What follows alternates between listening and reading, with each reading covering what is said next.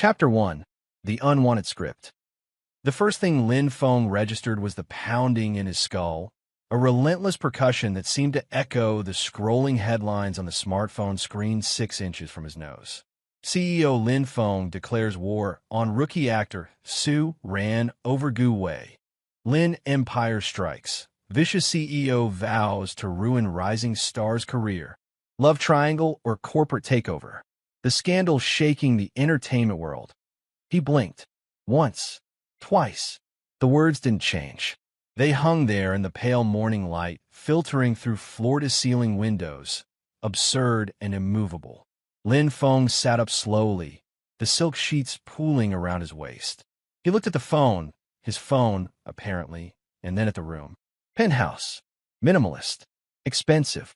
The kind of sterile luxury that screamed, "I have money and no personality." A row of black suits hung in an open closet, all identical, all oppressive. "Oh no," he said aloud, his voice hoarse. He stumbled out of bed and into a bathroom the size of his old apartment. The mirror reflected a face he knew intimately, because he had created it. Sharp jaw, perpetually furrowed brow, dark circles under the eyes that suggested a man who spent his nights plotting rather than sleeping. Lin Feng, the character. Lin Feng, the vicious CEO. The antagonist of his own best-selling novel, Starlight Rivalry. He gripped the marble countertop and closed his eyes, forcing himself to remember. He was Lin Feng, the novelist. 32 years old. Author of 7 books, the most recent of which, Starlight Rivalry, had spent 14 weeks on the bestseller list. He had written it as a melodramatic romance about a rising actor, Su Ran, and his tumultuous relationship with top celebrity Gu Wei, constantly threatened by the obsessive machinations of a ruthless CEO who shared his name. And now he was in it. He opened his eyes and looked at his reflection again. The hangover was real. The penthouse was real. The phone buzzing with 100 notifications from panicked assistants and gleeful tabloids was definitely real. But so was his knowledge. He knew how this story ended. He had written it. Chapter 34. Lin Feng's company, Lin Holdings, collapses after a series of reckless investments made in a desperate attempt to ruin Su Ran and win Gu Wei's affection. The final scene was the vicious CEO sitting in a bare apartment, bankrupt and alone, watching Gu Wei and Su Ran declare their love on a televised award show. It was meant to be cathartic for readers. The villain got what he deserved. Lin Feng, the novelist, the real one, had always thought it was a bit cruel. Now, faced with the prospect of living it, he found it utterly unacceptable. He walked back into the bedroom, stepping over a discarded jacket that cost more than his first car. He picked up the phone again and scrolled through the messages. There was one from his assistant, a woman named Chun Jie, whose frantic typing suggested she was on the verge of a breakdown. "Sir, the press conference is scheduled for 2 p.m. The PR team has prepared a statement about Mr. Gu Wei. Should we proceed with the acquisition of Starling Pictures?" Lin Feng stared at the message. The acquisition of Starling Pictures was the first domino in his character's downfall, a leverage buyout that would tie up capital and trigger a cascade of bad debt. He had written it that way because it was narratively convenient. A villain needed a flaw, and this Lin Feng's flaw was obsession. Well, this Lin Feng was done being obsessed. He typed back, "Cancel the press conference. Scrap the Starling acquisition. Liquidate all non-essential assets. I want out of everything by end of week." A pause. Then, "Sir, you heard me. Liquidate. I'll send instructions." He threw the phone on the bed and began pacing. The plot would try to assert itself. That was the nature of stories. They wanted to reach their predetermined endings. But Lin Feng had written enough novels to know that the only immutable rule was the one the author imposed. And he was still an author. He just happened to be living inside his own manuscript. He found a laptop on the desk, sleek, expensive, and used, and opened it. For the next 3 hours, he worked with the focused efficiency of a man who had spent years structuring narratives. He sent emails to lawyers, financial advisors, and the handful of legitimate board members at Lin Holdings. He sold the penthouse to a Saudi prince who had been making offers for months.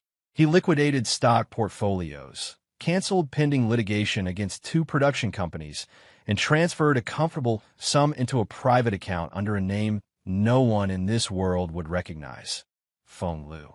By noon, he was standing in a modest two-bedroom apartment on the other side of the city, watching a delivery driver hand him a bag of spicy noodles through a doorway that didn't have a doorman. The apartment was clean, but unremarkable. White walls, a couch that was actually comfortable, a desk by the window where the afternoon sun slanted in. It was the kind of place a writer might live, because now that was exactly what he was. He changed into a worn t-shirt and pajama pants with cartoon pandas on them. He ate his noodles directly from the container, sitting cross-legged on the floor, leaning against the couch. It was, without question, the best meal he had had in days. Weeks, maybe. The penthouse had come with a personal chef who made things with foam and reductions. Give him street noodles any day. When he finished, he opened the laptop again. He navigated to a popular web fiction platform and created a new account. Username, Feng Lu. Bio, just a person who likes stories with happy endings. He stared at the blank document for a moment, his fingers resting on the keys. Then he began to type. Chapter 1. The CEO Who Walked Away. He smiled. A real smile, the first one since waking up in this strange new world, and kept writing. Chapter 2. The Nemesis Takes Notice. Jean Shun heard the news while standing in his corner office, a glass of whiskey in his hand, the city sprawling beneath him like a kingdom he was only mildly interested in ruling. Liquidated everything, he asked, his voice deceptively calm. His head of intelligence, a former military analyst named Zhao Wei, nodded from the other side of the desk. Every asset, every holding, the penthouse, the yacht, the art collection, all sold within 48 hours. He even canceled the defamation suit against Sue Rant's agency. It's like he's vanishing. Jean Shun set down his whiskey and walked to the window. The sun was setting, painting the city in shades of amber and rose. He watched the light catch on the glass facades of the buildings below, but his mind was elsewhere. Lin Feng. He had known Lin Feng for 23 years. They had grown up in the same neighborhood, attended the same schools, competed for the same scholarships. There had been a time, a brief, fragile time in their teenage years, when they had been friends. Real friends. The kind who stayed up late talking about nothing, who shared a single earbud on long bus rides, who looked at each other and saw something that felt like home. Then came the business, the rival companies, the slow, corrosive creep of competition that turned friendship into rivalry and rivalry into something that looked like hatred, but was really just two people who had forgotten how to be anything else. And through all of it, Jean Shun had watched Lin Feng change. He had watched the sharp, brilliant boy he once knew become a man consumed by something ugly. An obsession with Gu Wei, the actor. A need to possess and control that seemed to come from nowhere and everywhere all at once. Jean Shun had told himself it didn't matter. That Lin Feng was just another rival, another obstacle. But he had never stopped watching. Any indication of where he's gone? Jean Shun asked. Zhao Wei hesitated. We have an address. It's not what we expected. He slid a tablet across the desk. Jean Shun picked it up and looked at the screen. A modest apartment building. The kind of place where graduate students lived and young couples bought their first homes. It was so far from the penthouse, from the world of luxury and power that Lin Feng had inhabited, that it felt like a different planet. And he's been there for 3 days? Yes. No meetings, no calls, no scheming that we could detect. He ordered noodles from a street vendor twice and spent 18 hours on a writing platform. Jean Chen's eyebrows rose. Writing, under a pen name. Feng Lu. He's writing a romance novel. The silence that followed was long and strange. Jean Shun found himself fighting the urge to laugh. Not from mockery, but from genuine, bewildered delight. Lin Feng, the vicious CEO, the man who had terrorized half the entertainment industry with lawsuits and smear campaigns, was writing a romance novel in his pajamas. He handed the tablet back. I'll visit him tomorrow. Sir, is that wise? He may be. I said I'll visit him tomorrow, Jean Shun repeated, and his voice left no room for argument. The apartment door was unlocked. Jean Shun stood in the hallway for a full 30 seconds, staring at the cheap brass handle, his mind struggling to process the implication. Lin Feng, of all people, leaving his door unlocked. The man who had once installed a biometric security system in his office bathroom was now apparently living like a college student who forgot to lock up after getting takeout.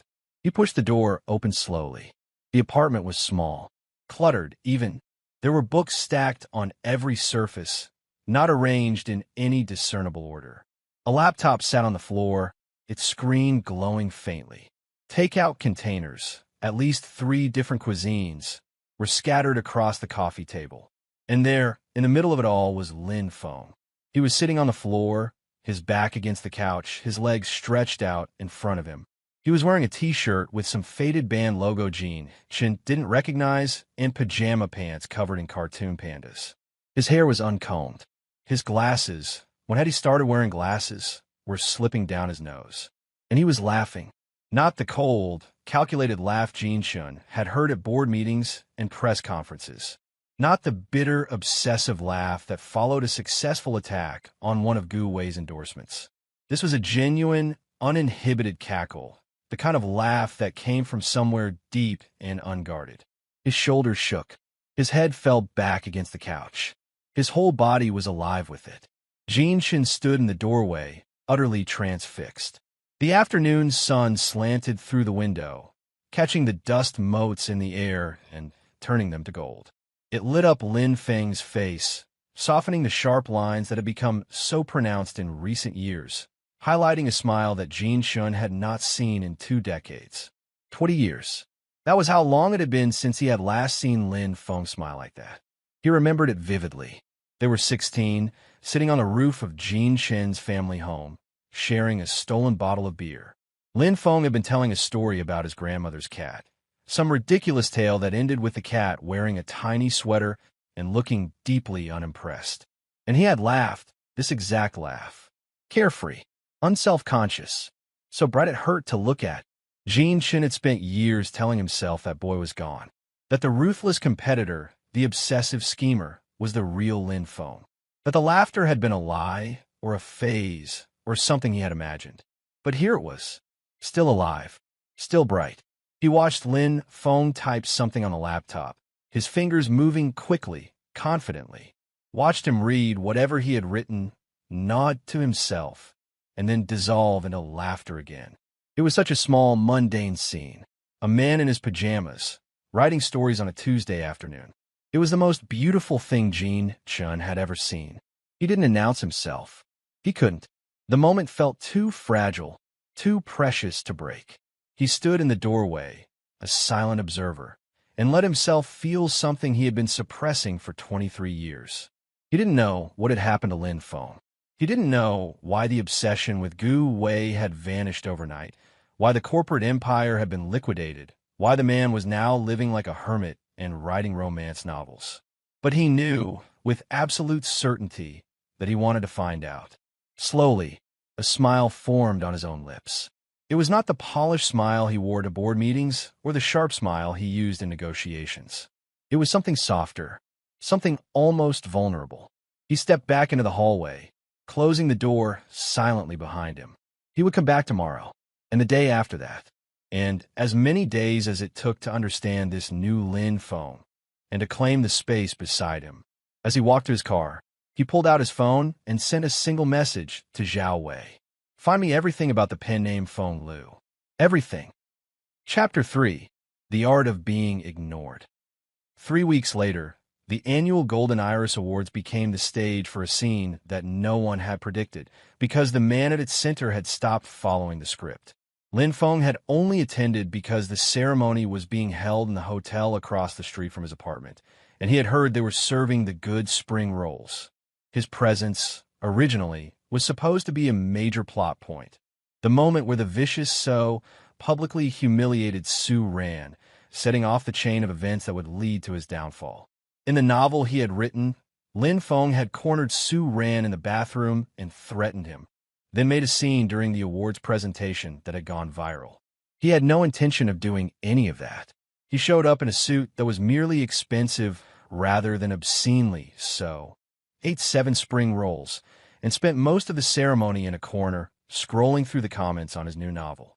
The CEO who walked away had developed a small but dedicated following, and the readers were currently arguing about whether the male lead, a sharp, observant CEO with eyes that seemed to see right through everything, was based on a real person. Lin Feng had no comment on that. He was reaching for his 8th spring roll when a shadow fell over him. Lin Feng. He looked up to find Gu Wei standing before him, flanked by 2 assistants and wearing an expression of wounded nobility that Lin Feng had written for him. In the novel, this was the moment where Gu Wei confronted the villain, demanding to know why he was trying to destroy Su Ran's career. The confrontation was supposed to be tense, dramatic, the beginning of a beautiful hero-villain dynamic that would sustain the plot for another 200 pages. Lin Feng swallowed his spring roll. "You have a piece of lint on your collar." Gu Wei blinked. "What? Lint?" "Right there." Lin Feng gestured vaguely. "On the left. Probably from the velvet rope in the VIP section. You might want to get that." He walked away before Gu Wei could respond, heading toward the bar. The spring rolls were gone, but there might be dumplings. Behind him, Gu Wei stood frozen, his mouth half open, the speech he had prepared dying on his lips. His assistants exchanged confused glances. This was not how the encounter was supposed to go. Across the room, Jean Chun watched the entire exchange with the intensity of a man watching his favorite show. He had been tracking Lin Feng all evening, not out of obligation, but out of something that felt dangerously close to obsession. He had read everything posted under the Feng Lu pen name twice. He had created a reader account and left comments on every chapter, always careful to keep his identity hidden. He had spent nights lying awake, trying to understand the transformation that had turned a ruthless CEO into a pajama-wearing novelist who laughed at his own jokes. And now he was watching that same man walk away from the plot that was supposed to consume him as easily as one might set down a book they had lost interest in. Jean Chun found him later, in a quiet hallway behind the main ballroom. Lin Feng had discovered a secondary buffet table and was standing beside it, eating dumplings directly from the serving platter with the air of a man who had forgotten that chopsticks existed. Eating, Lin Feng said without looking up. "I didn't ask anything. You were about to ask what I was doing." "I'm eating." Jean Chun moved closer, his footsteps silent on the carpet. He stopped just behind Lin Feng's shoulder, close enough to smell his cologne. Something clean and simple, nothing like the overpowering scents he had worn before. Gu Wei looked like someone had stolen his script, Jean Chun said. "He'll find another one. He's adaptable." "And Su Ran?" Lin Feng shrugged, finally looking up. Their eyes met, and for a moment, Jean Chun forgot to breathe. There was nothing in Lin Feng's gaze of the obsession he had once carried for Gu Wei. No calculation, no scheming, no desperate hunger. Just a calm, clear presence that felt like coming home. "I don't have anything against Su Ran," Lin Feng said. "I never did. I just forgot what I was supposed to be doing. And now I remember." Jean Chun's hand moved before he could stop it. His fingers brushed against Lin Feng's cheek, featherlight, catching a stray crumb from the corner of his mouth. The touch lasted only a second, but it sent a current through him that he felt all the way to his bones. "You've changed," he whispered. Lin Feng didn't pull away, didn't flinch. He just looked at Jean Chun with those clear, impossible eyes and said, "Maybe I finally started reading the right book." They stood there in the quiet hallway, the sounds of the awards ceremony muffled behind the walls, and something shifted between them. Something that had been waiting for 23 years to find its way back to the surface. Chapter 4. Late-night deliveries and first drafts. The routine established itself with the quiet inevitability of a slow tide. Jean Chun began appearing at Lin Feng's apartment with increasing frequency, each visit shedding another layer of the polished CEO persona he wore for the world. The first few times, he had manufactured excuses, a document that needed signing, a question about a mutual business contact, an invitation to an event that Lin Feng immediately declined. By the 4th visit, he had stopped pretending. "You can't keep eating this," he said one evening, holding up a takeout container of greasy noodles like it was evidence in a crime. Lin Feng, curled on the couch with his laptop, didn't look up. Watch me. Your body is a temple. My body is a theme park.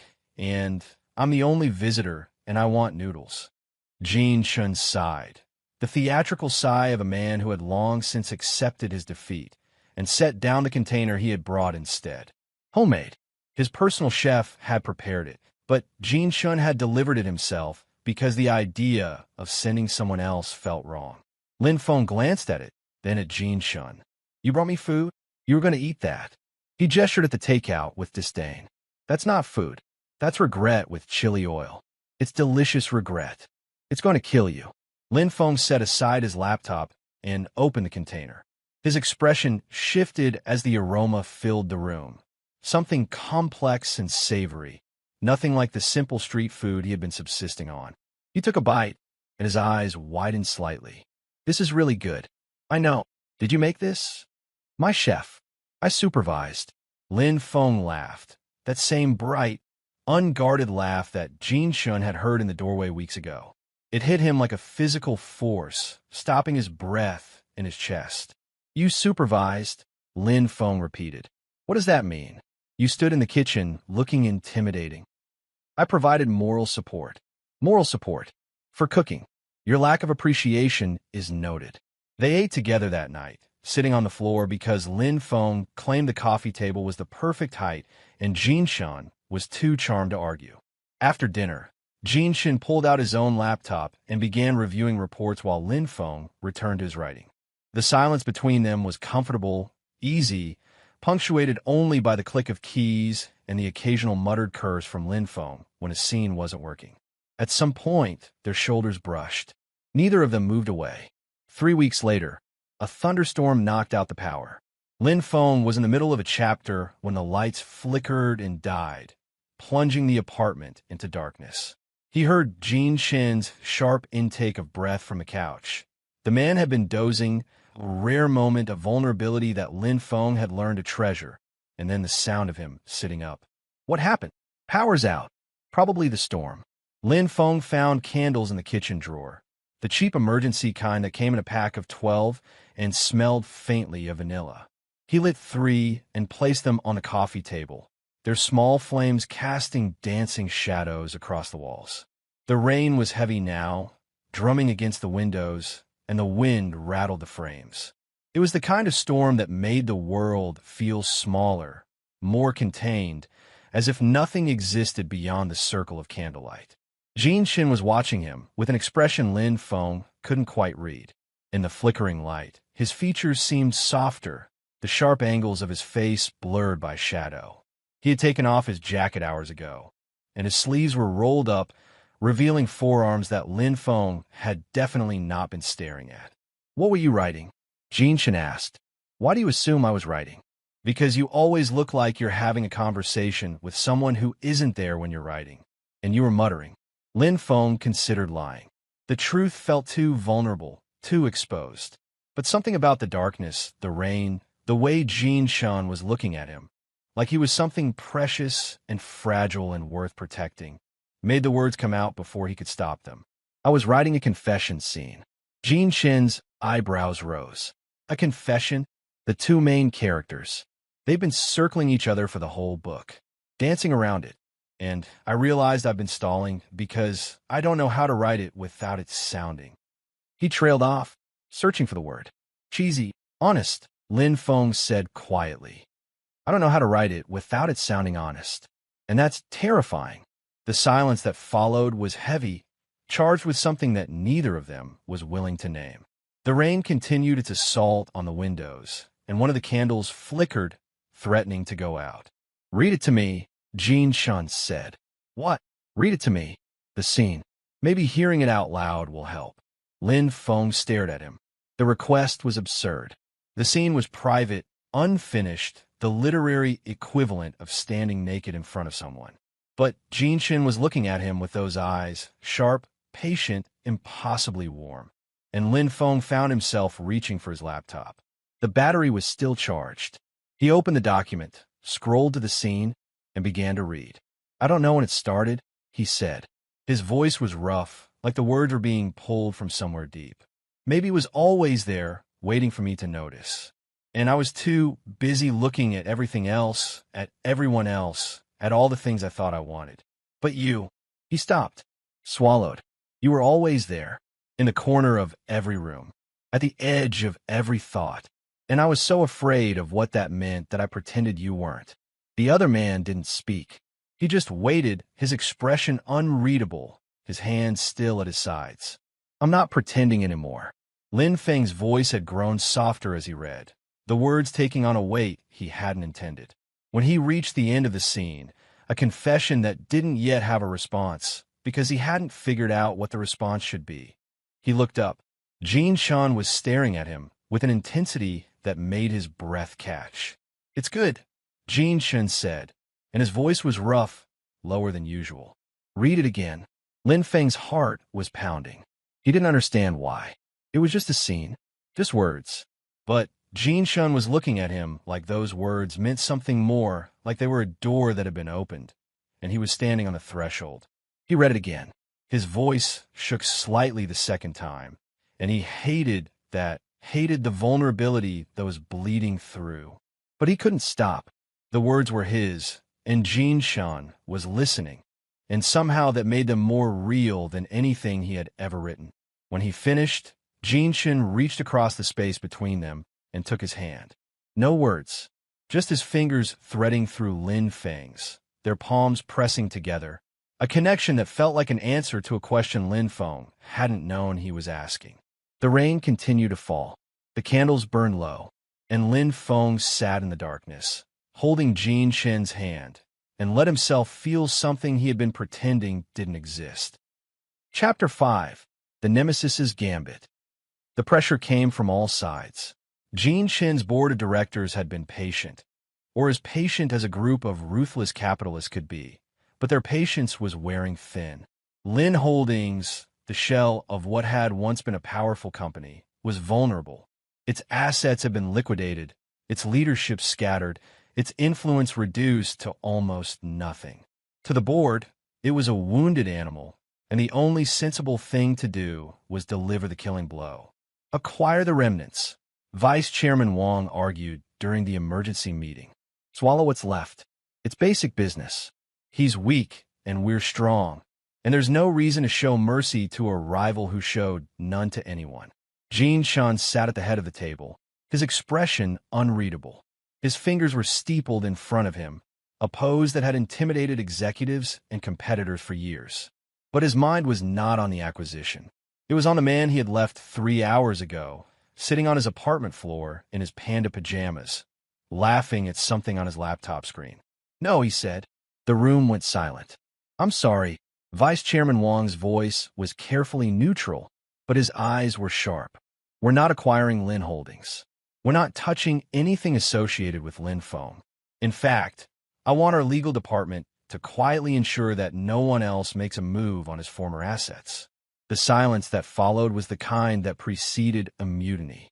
Jin Shan could feel it, the resentment, the confusion, the suspicion that their CEO had lost his edge. He hadn't lost his edge. He had found something he wanted to protect more than a quarterly report. "Lin Feng is no longer a competitor," he said, his voice carrying the weight of absolute authority. "He's withdrawn from the field.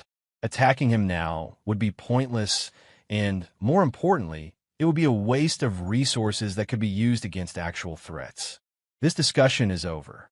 He left the room before anyone could respond, his heels clicking against the marble floor, his face a mask of cold control. But inside, he was anything but controlled. He had spent 23 years watching Lin Feng, 23 years telling himself it was rivalry, competition, the natural antipathy of two men who had chosen the same battlefield. But the truth he had been running from since he was 16 years old, was much simpler and much more terrifying. He was in love with him. He discovered the pen name Feng Lu's true identity 3 days later. It wasn't difficult. Zhao Wei was thorough, and Lin Feng had made no real effort to hide.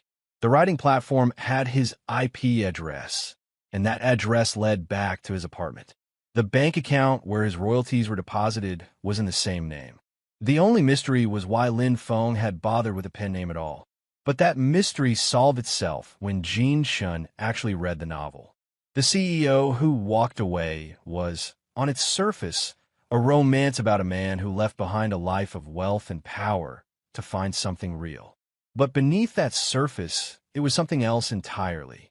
It was a story about a man who realized he had been living someone else's plot and decided to write his own.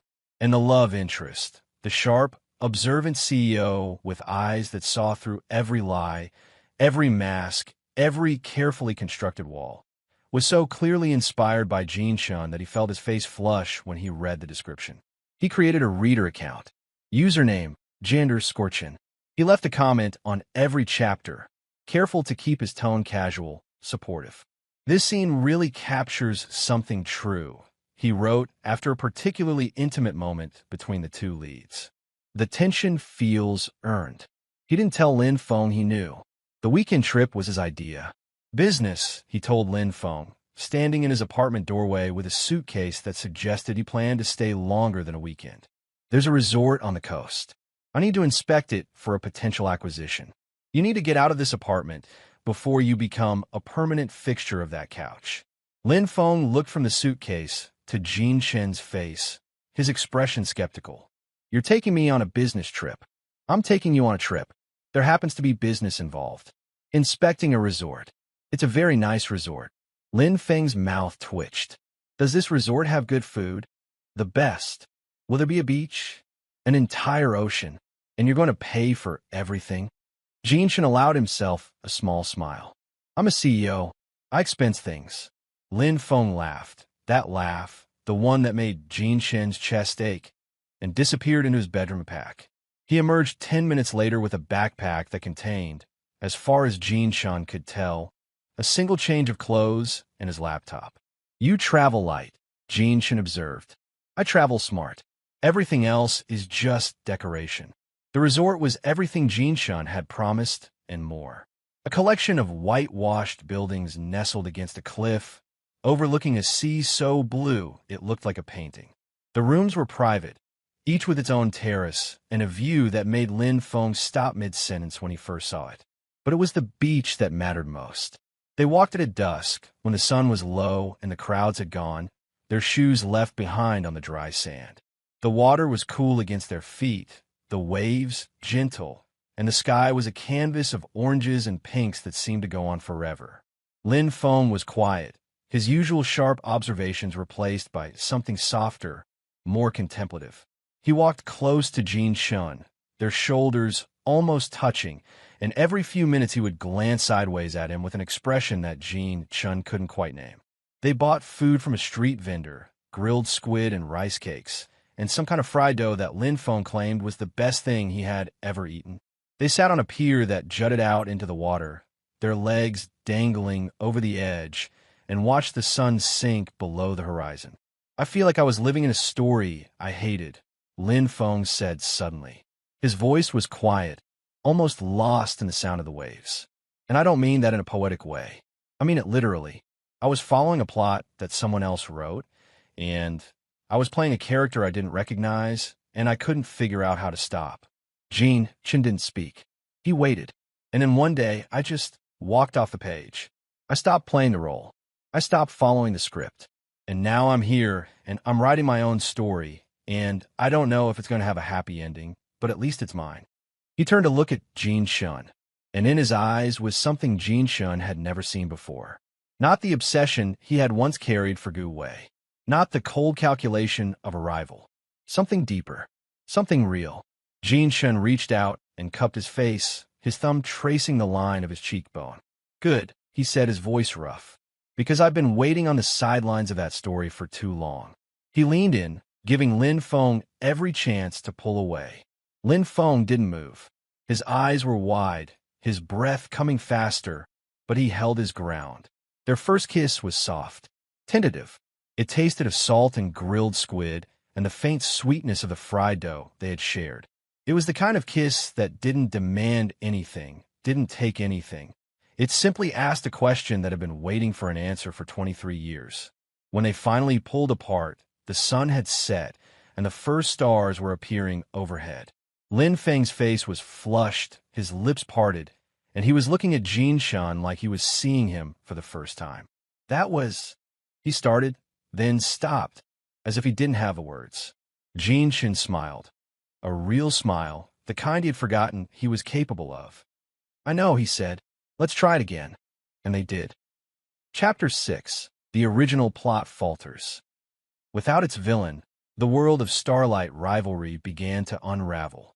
Lin Feng heard about it through the same gossip channels he had once dominated. Su Ran and Gu Wei, the star-crossed lovers whose romance had been forged in the fire of the vicious CEO's obsession, were fighting. Publicly, messily. The tabloids that had once breathlessly covered Lin Feng's schemes were now filled with stories of shouting matches, canceled appearances, and cryptic social media posts that hinted at betrayal. In the original novel, their love had triumphed over the villain's machinations. Their relationship was the heart of the story, the central arc that gave meaning to all the conflict. Without that conflict, without Lin Feng to unite them against a common enemy, they had nothing to hold them together. Lin Feng felt a flicker of guilt, quickly suppressed. He hadn't asked to be the villain of their story. He had just stopped being it. Besides, he had more important things to worry about. Feng Lu's novel was becoming popular. It had started slowly, a few hundred readers, then a few thousand. But word of mouth had done its work, and now the CEO who walked away was climbing the platform's rankings. The comments section was a frenzy of speculation, analysis, and increasingly passionate arguments about whether the love interest was based on a real person. "There's no way this guy is fictional," one commenter wrote. "The details are too specific. The way he stands, the way he looks at people, the way he says interesting like it's a threat and a promise. Either the author knows someone exactly like this, or I'm moving to whatever city he lives in." Lin Feng read the comment 3 times, his face heating with each pass. He was in the middle of writing a particularly difficult chapter, the male lead's confession, which he had rewritten 7 times and still wasn't satisfied with, when Jinshin arrived with his own laptop and settled onto the couch without a word. This had become their routine. Jinshin would work on his corporate matters while Lin Feng wrote, their shoulders occasionally brushing, the silence between them comfortable and complete. Sometimes Jinshin would lean over and read a passage, offering observations that were surprisingly insightful for someone who claimed to have no interest in fiction. "You're stuck," Jinshin said after an hour of listening to Lin Feng type, delete. "I'm not stuck. I'm refining. You've rewritten the same paragraph 11 times. Were you counting? I always count when it comes to you." Lin Feng's fingers paused on the keyboard. He looked over his shoulder at Jinshin, who was watching him with an expression that was half amusement, half something much warmer. "The male lead is being too stupid," Lin Feng said, gesturing at the screen. "He's had feelings for the other character for years, and he's only just now admitting it to himself. It's not believable." Jinshin set aside his laptop and moved closer, his shoulder pressing against Lin Feng's. "Base him on me." "What? I'm very smart. I figured it out much faster than your character is." Lin Feng stared at him. "You figured what out faster?" Jinshin's eyes were dark, intent. "That I've been waiting for you my whole life. I just didn't have a right word for it until recently." The air between them seemed to thicken. Lin Feng's heart was beating too fast, his thoughts scattering like startled birds. Jinshin leaned in, his lips brushing against Lin Feng's temple in a kiss so gentle it was almost reverent.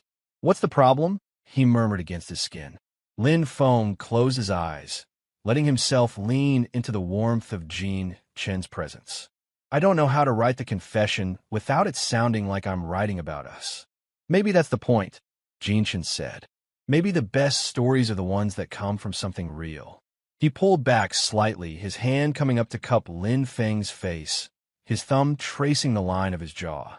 Lin Feng turned his head and pressed a kiss to his palm, a gesture so intimate it surprised them both. "You're distracting me," Lin Feng said, but his voice was soft, lacking any real protest. "I'm inspiring you. There's a difference." "Is there?" Jinshin's laugh was low, warm. "Let me show you." He kissed him then, properly, deeply, the kind of kiss that left no room for doubt. And Lin Feng, for once, stopped trying to write the scene and let himself live it instead. Chapter 7: Bankruptcy, the Fake One, and Confessions. The news broke on a Tuesday. Lynn Holdings declares bankruptcy. Fallen tycoon loses everything. Lin Feng read the headline on his phone while eating congee from plastic container, his feet propped up on the coffee table, his laptop open to his novel's latest chapter. The article was breathless, dramatic, filled with speculation about where he had gone and what he was doing now. It painted a picture of a man who had lost everything, who was probably hiding in shame, whose life was in ruins. He laughed so hard he nearly choked on his congee. The bankruptcy had been his plan from the beginning. The shell company he had left behind, the one with no assets, no capital, no reason to exist, had finally collapsed under its own emptiness. It was a legal formality, nothing more. But to the world, to the story he had escaped, it was the final act of the vicious CEO's downfall. He celebrated by ordering the most expensive takeout on the menu. The knock came at 8 o'clock. Lin Feng was in his pajamas. The pandas had been replaced by a set covered in tiny sloths, and had just settled in to watch a reality show about people renovating homes they couldn't afford. He considered ignoring the door, but the knock came again, more insistent this time. He opened it to find Gu Wei and Su Ran standing in the hallway. They looked terrible. Gu Wei's usually immaculate hair was disheveled, his eyes red-rimmed. Su Ran stood a step behind him, his arms crossed, his expression a mixture of anger and something that might have been grief. They had the air of people who had been fighting for weeks and had only just agreed on a temporary truce. "You," Gu Wei said, pointing a finger at Lin Feng's chest. "You did this." Lin Feng blinked. "Did what?" "This." Gu Wei gestured wildly, encompassing the apartment, the building, the world beyond. "You destroyed us. You destroyed everything. And now you're just sitting here in your pajamas? Eating takeout." "Sloth pajamas," Lin Feng corrected. "It's good takeout. You want some?" Suran made a sound of disgust. "We didn't come here for food." "Then what did you come for?" The question hung in the air, unanswered. Gu Wei and Su Ran exchanged a look. The look of two people who had built their entire relationship around a common enemy and had nothing left when that enemy disappeared. "You were supposed to be the villain," Gu Wei said finally. His voice had lost its anger, replaced by something that sounded almost like confusion.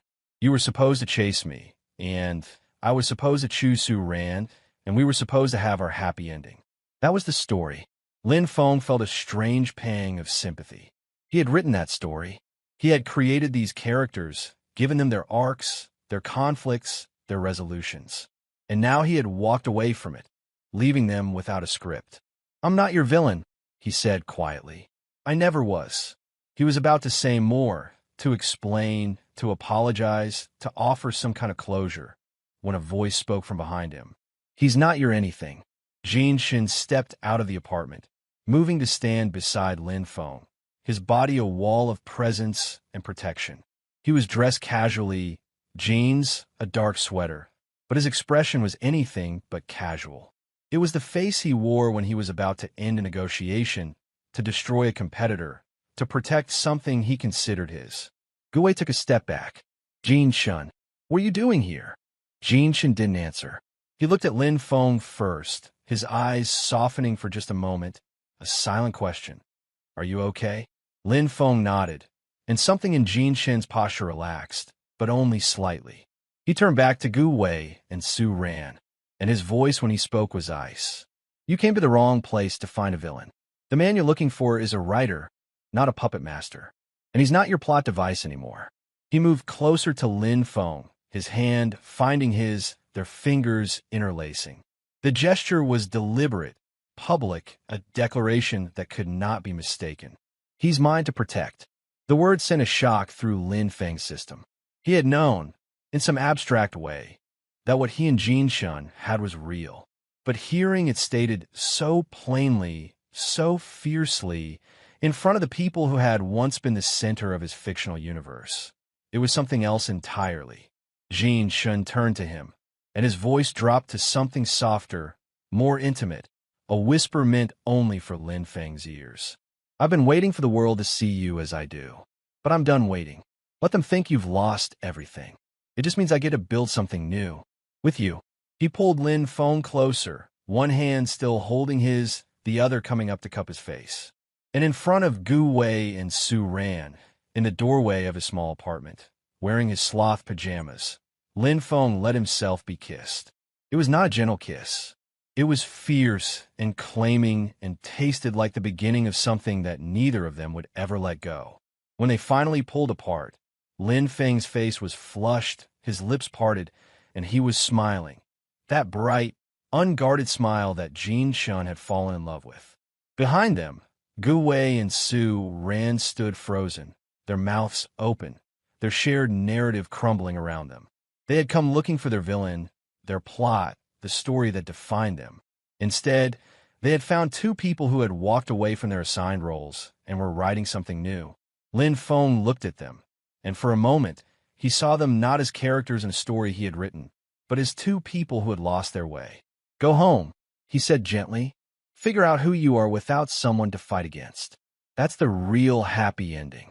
They left without another word, and Lin Feng closed the door on the story he had written and opened his arms to the one he was living. Chapter 8. The Author's New Life. 6 months later, Lin Feng stood on a stage in a suit that fit him perfectly, holding an award he hadn't expected to win, and looked out at a crowd that included the most important person in his world. The apartment had changed. It was larger now, though not by much. Neither of them had wanted the sterile luxury of the penthouse. This one had a proper office for Lin Feng, with floor-to-ceiling bookshelves that were already overflowing, and a kitchen that Jin Shun had renovated because he claimed he couldn't stand watching Lin Feng eat from plastic containers anymore.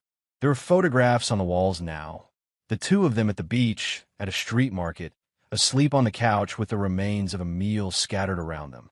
And there was Jin Shun, sitting in the front row, watching him with an expression that made Lin Feng's chest tight. The award was for Best New Voice in Fiction, presented by a literary organization that had discovered Feng Lu's novel after it had been picked up by a major publisher.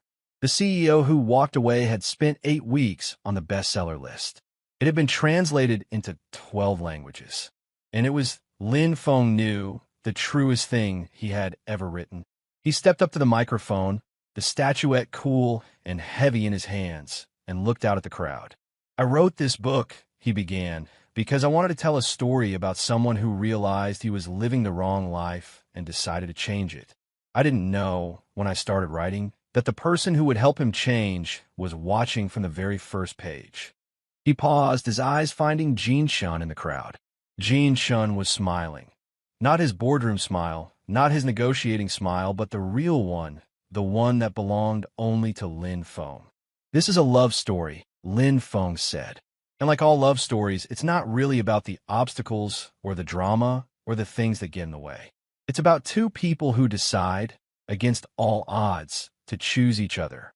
Every day, over and over, until it becomes the only story that matters. He raised the award slightly. Thank you for reading. Thank you for believing in happy endings. And thank you, his voice caught for just a moment, to the person who saw me when I walked off the page and decided to follow. The after-party was a blur of handshakes and congratulations, of people who wanted to talk about sequels and adaptations and the future of Feng Lu's career. Lin Feng smiled, shook hands, said all the right things. But his attention kept drifting to the edges of the room, to the tall figure in the dark suit who was watching him with an intensity that made his skin prickle. They escaped together, slipping out a side door and climbing a fire escape to the rooftop. The city spread out beneath them, a galaxy of lights and noise, but up here was quiet, private, the kind of space where two people could breathe. Lin Feng kicked off his shoes and sat on the edge of the roof, his legs dangling over the side. Jin Shun sat beside him, close enough that their shoulders touched, close enough that Lin Feng could feel the warmth of him through their suits. What's next? Jin Shun asked. Lin Feng leaned back on his hands, looking up at the stars. They were faint here, washed out by the city lights, but he could see a few of them, the same stars that had been there for every story ever told. I was thinking my next book could be about a CEO who falls for his rival. Jean Shin laughed, low and warm. A classic. I hope it has a happy ending. Lin Feng turned to look at him. The city lights reflected in Jean Shin's eyes, making them look like they held galaxies of their own. His face was relaxed, open, all the sharp edges softened by the darkness and the quiet and the simple fact of being here, together. It will, Lin Feng said, and his voice was steady, certain. I'm the author now. He reached out and took Jean Shin's hand, their fingers interlacing the way they had that night in the storm, the way they had 100 times since. Jean Shin's grip tightened, and he pulled Lin Feng closer, their foreheads almost touching. Tell me, Jean Shin murmured, his breath warm against Lin Feng's lips. How does it end? Lin Feng closed the distance between them. The kiss was slow, deep, unhurried, the kind of kiss that didn't need to prove anything, that simply existed as a fact as true and inevitable as gravity. When they finally pulled apart, Lin Feng was smiling. It doesn't, he said. It just keeps going. And beneath them, the city hummed with its million stories, its million lives, its million endings that were really just beginnings in disguise. But on that rooftop, in that moment, there was only one story that mattered. The one they were writing together. One page at a time.